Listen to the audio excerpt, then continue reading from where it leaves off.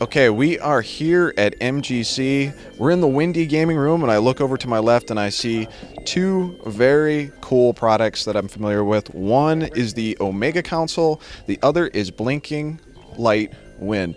Who am I with today? I'm Quan Nguyen from ArcadeWorks, and I'm the creator of the Omega and the principal designer of the Blinking Light Wind.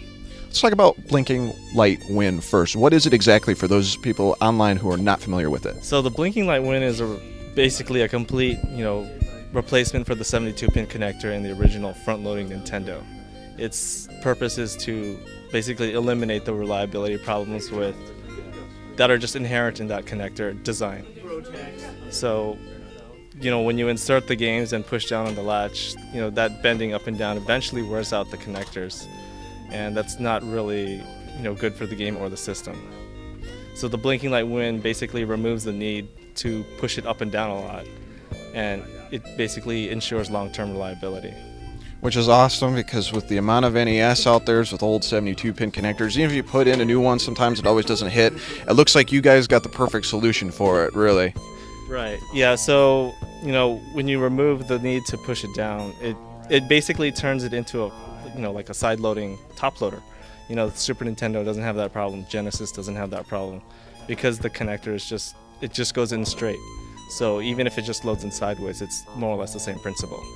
Which is pretty awesome. Now, you guys launched a Kickstarter initially, if I remember correctly? Yeah, so we had it start in December, and we ran it until the beginning of this year, and it just ended.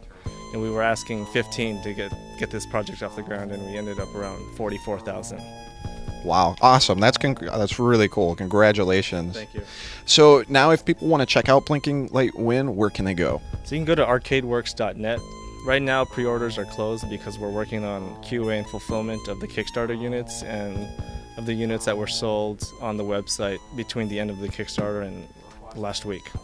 Very cool. Now let's move over to the Omega. What is the Omega console? The Omega console is basically a consoleized MVS. What that does is take the actual Neo Geo arcade hardware and put it into a form factor that looks like a console, very similar to the Neo Geo AES, and basically allow you to play the arcade carts on a TV at home without the need for a full cabinet.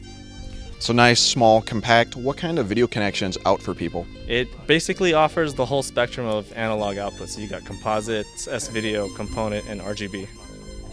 Now, for the person out there who wants to get into Neo Geo and they're not sure if they should do AES or MVS, why would you recommend the MVS and the Omega? The MVS has the entire library available to it. The AES doesn't have every single game, and of the sought-after titles, a lot of the AES games run in, the several $100s and sometimes several $1,000 price tags.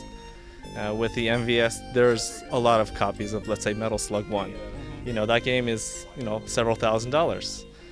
But the MVS copy is less than 100, roughly $50 to $100. So there's a substantial price difference. So if you're just interested in playing the game, you still get the same experience if you get MVS, because that was the original arcade. Now, do you have different shells available for the Omega, or just the straight black? It's just the straight black. I have the ability to make different colors. I just have to ask.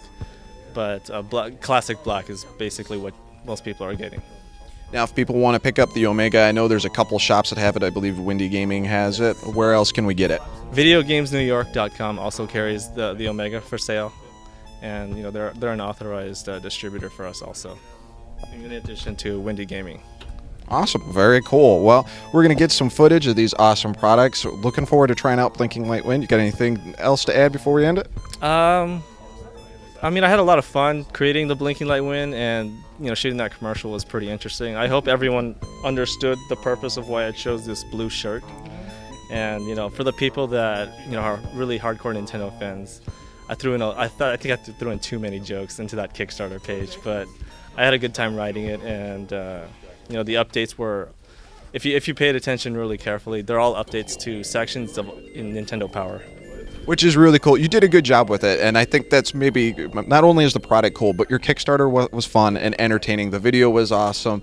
The tribute was there. You can tell you're a designer who actually put some love into his products and into the history, which is huge. So kudos to you for that. Yeah, I grew up playing Nintendo, and understand the frustrations that everyone had back then, and just like, how can I fix this, cheaply and without too much work. And I just sat there and just thought about it for a while, and I'm surprised no one came up with it, because at the end of the day, it's a pretty simple design. There's not much to it.